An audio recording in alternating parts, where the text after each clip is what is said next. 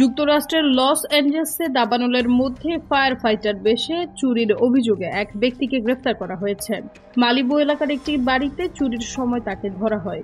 Loss অ্যাঞ্জেলেসে কাউন্টির sheriff ডিপার্টমেন্টের প্রধান রবার্ট লুনা রোববার এক সংবাদ সম্মেলনে জানান, তিনি যখন ওই এলাকায় ছিলেন তখন ওই ব্যক্তিকে ফায়ার ফাইটারের বেশে দেখতে পান। গ্রেফতার হওয়া ব্যক্তিকে লস অ্যাঞ্জেলেসে পুলিশ কর্মকর্তাদের কাছে সোপর্দ করা হয়েছে।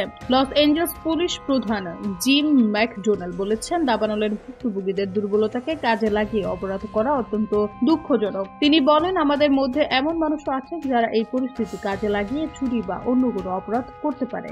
এছাড়া দাবানল এলাকায় কারফিউ ভঙ্গ এবং অন্যান্য অপরাধের মধ্যে 29 জনকে গ্রেফতার করা হয়েছে।